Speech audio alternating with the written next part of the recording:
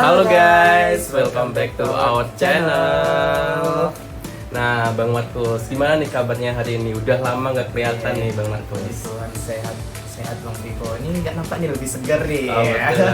Meskipun sekarang lagi musim hujan ya, Wah, Bang Markus iya. ya.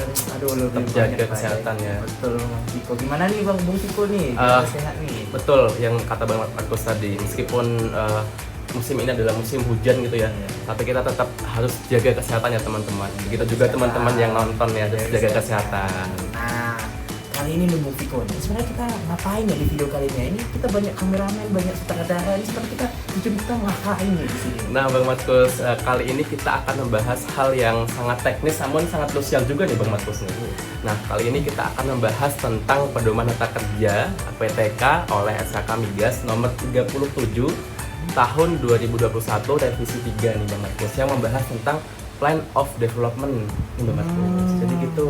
Jadi dari namanya kayaknya agak ribet nih ya, agak krusial nih. Krusial nih.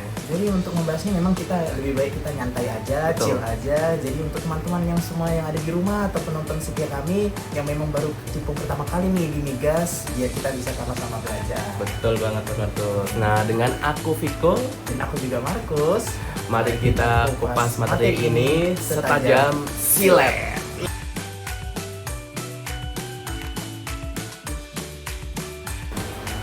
Jadi teman-teman, POD atau Plan of Development itu merupakan rencana pengembangan terpadu untuk satu atau lebih dari lapangan minyak atau gas.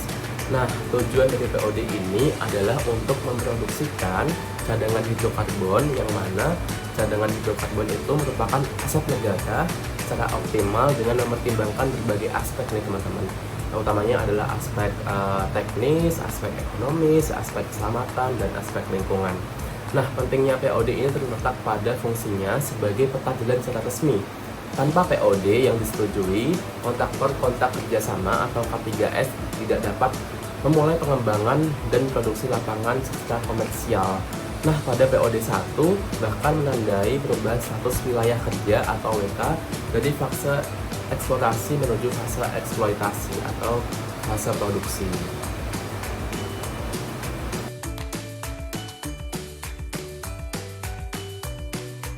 Nah, tujuan utama dari revisi ini seperti yang telah disebutkan oleh pertimbangan dari surat keputusan oleh Kepala SKK Migas adalah untuk menyempurnakan aturan-aturan teknis agar pembahasan dan persetujuan POD menjadi lebih efektif dan lebih efisien.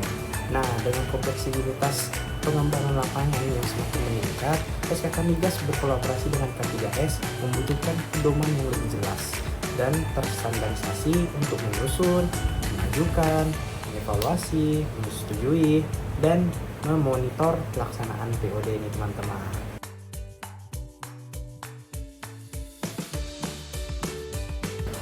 Nah teman-teman, di dalam PTK SKK Migas nomor 037 tahun 2021 revisi 3 ini membagi POD menjadi beberapa tahap.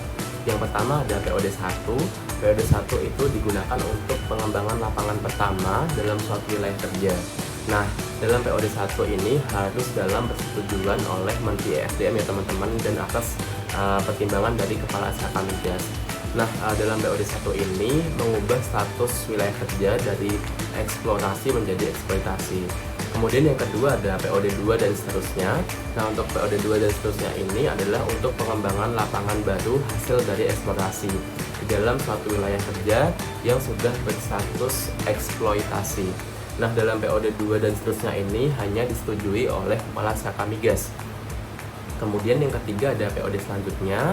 Untuk POD selanjutnya ini digunakan untuk pengembangan lanjutan atau optimasi dari lapangan yang sudah berproduksi. Nah, dalam POD selanjutnya ini mencakup yang pertama ada POD bertahap.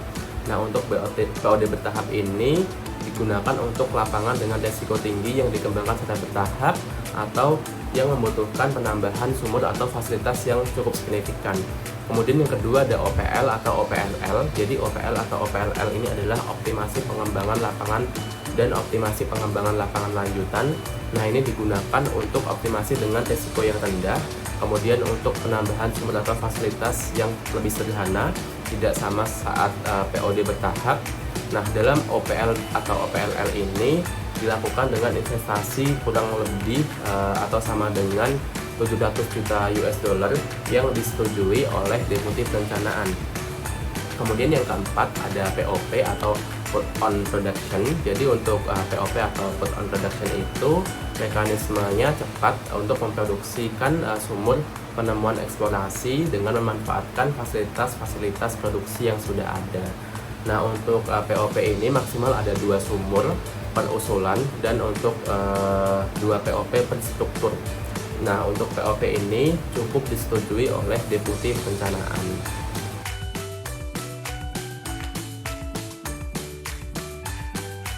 Nah, betul nih teman pertanyaan yang di atas teman-teman. Jadi dokumennya itu sangat komprehensif.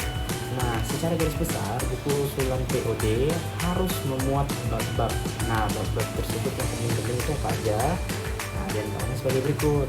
Yang pertama ada executive summary, kemudian yang kedua ada geological findings and reviews, kemudian yang ketiga ada reservoir descriptions, yang keempat ada reserve and production forecast, yang kelima ada drilling and compression, yang keenam ada production facilities, yang ketujuh ada field development scenario, yang kedelapan ada health safety environment atau HSE serta corporate social responsibility atau CSR, yang kesembilan ada abandonment and site, yang ke-10 ada project schedule and organizations, yang ke-11 ada local content, yang ke-12 ada economic and commercial, yang ke-13 ada conclusion, dan yang ke-14 ada attachment.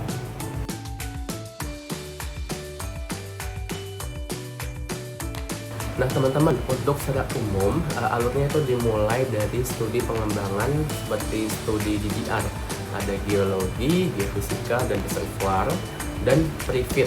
Kemudian K3S dan SKK Migas melakukan pembahasan POD untuk membahas aspek teknis dan keekonomian. Setelah dilakukan pembahasan dan dinyatakan selesai, kemudian K3S mengajukan buku usulan POD nih yang lengkap dan ditandatangani oleh pejabat tertinggi. Nah, proses persetujuannya bergantung pada jenis POD nih teman-teman. Seperti yang sudah tadi saya jelaskan, ada yang oleh Menteri ESDM itu POD 1, kemudian Kepala SKK Migas itu POD 2 dan POD bertahap, atau dilakukan persetujuan oleh Deputi Perencanaan itu untuk OPL dan OPLL tentu dalam POP.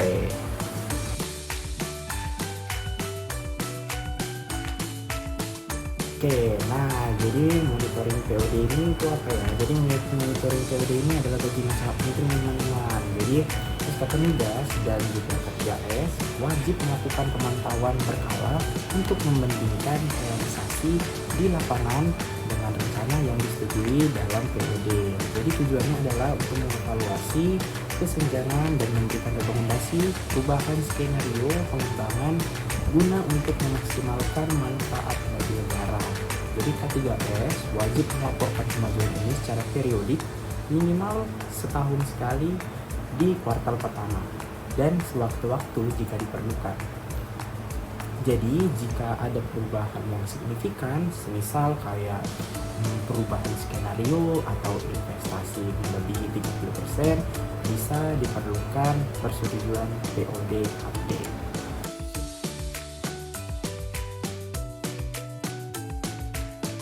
Nah, untuk sanksi-sanksi yang diatur dalam PTK ini, jadi PTK ini itu mengatur sanksi yang jelas teman-teman.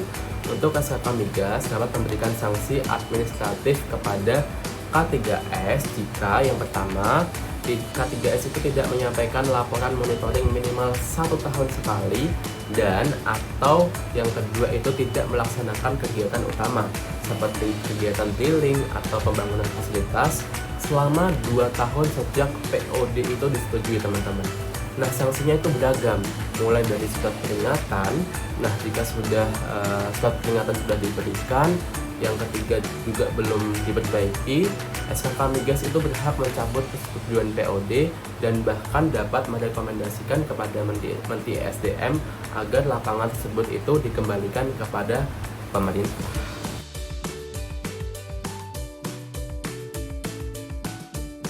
Nah, poin terpentingnya itu apa? Jadi poin terpentingnya adalah standarisasi dan kepastian. dokumen ini menciptakan sebuah bahasa bersama dan proses yang jelas antara SKK Migas, yaitu sebagai perwakilan dari pemerintah nih, dan juga K3S sebagai pelaku usaha. Dengan adanya PPK ini diharapkan pengembangan lapangan minyak dan gas bumi di Indonesia itu dapat berjalan sesuai rencana serta bisa transparan, efisien, dan pada akhirnya bisa memaksimalkan penerimaan atau pemasukan negara dari sektor hulu migas, serta sambil tetap memberikan keekonomian yang wajar bagi kontraktor.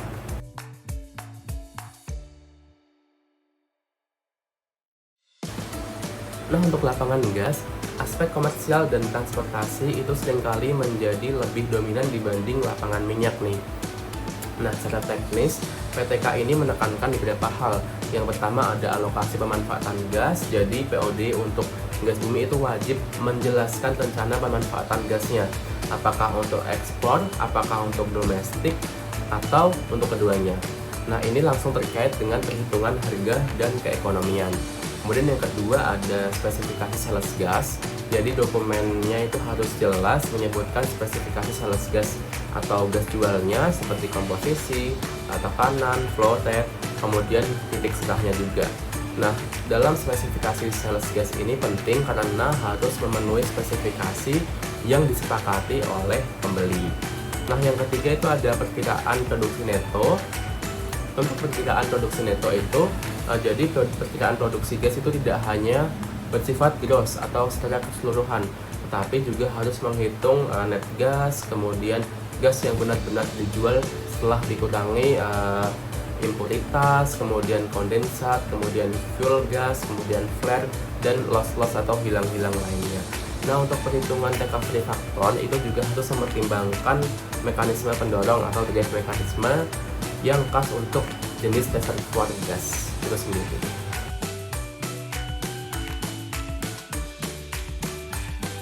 Nah, iya ada nih teman-teman. Jadi PPK mengacu pada metode multi skenario yang menghasilkan kisaran low, best, and high estimate. Jadi khusus untuk perhitungan cadangan dan evaluasi POD gas, dasar perhitungannya adalah P1 ditambah P2. Selain itu, penentuan batas lateral cadangan proven atau P1 untuk gas bumi itu lebih longgar, yaitu maksimum radius 750 meter dari titik kontrol sumur dibandingkan minyak yang hanya 250 meter.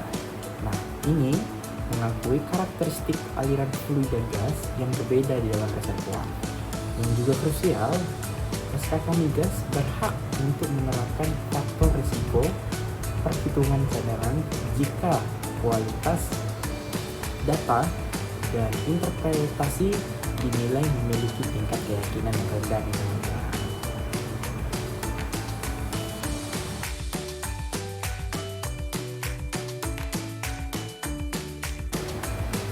Untuk produk turunan ini diperlakukan sebagai sumber pendapatan tambahan yang signifikan dan harus dimodelkan dalam analisis ekonomi. Untuk yang pertama ada kondensat. Jadi untuk kondensat itu diperlakukan mirip dengan oil. Profil produksi dan harganya harus dimasukkan secara terpisah dalam perhitungan gross revenue. Kemudian yang kedua ada LPG dan LNG. Jadi untuk LPG dan LNG, POD harus menyertakan perkiraan produksi dan asumsi harga untuk produk-produk ini jika lapangan gas tersebut itu akan memprosesnya lebih lanjut. Nah, analisis sensitivitasnya keekonomian itu wajib memasukkan parameter harga LNG dan LPG ini. Jadi dalam economic model kita akan melihat nih berapa aliran pendapatan baik dari gas itu sendiri, dari kondensat ataupun dari produk-produk lain di hilir seperti LPG dan LNG yang ada.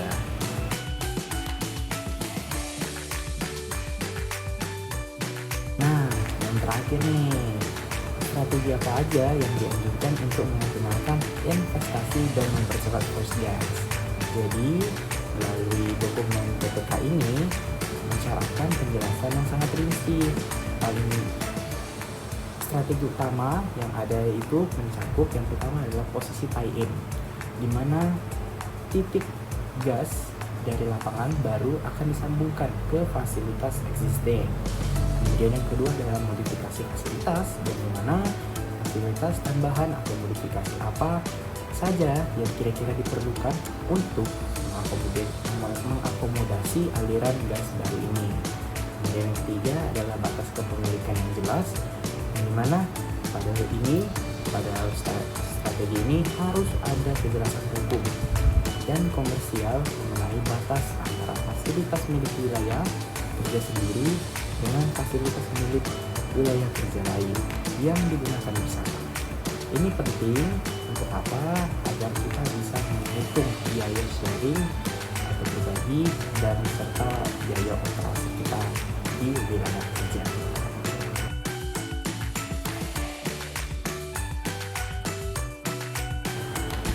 Nah teman-teman, PTK ini memberikan panduan yang pragmatis teman-teman. Bahkan di bab ekonomik dan komersial wajib menjelaskan potensial buyer yang ada di sekitar lapangan. Jika sudah ada kesepakatan jual beli gas atau PJBG atau di SCA, maka kesepakatan tersebut dapat menjadi acuan di dalam dokumen POD. Namun jika belum ada, setidaknya K3S itu harus menunjukkan pemahaman yang komprehensif tentang pasar gas di wilayah tersebut dan memberikan perkiraan harga yang wajar seperti yang sempat disinggung tadi. Nah, untuk kematangan aspek komersial ini sangat mempengaruhi kelayakan ekonomi dalam suatu dokumen POD gas.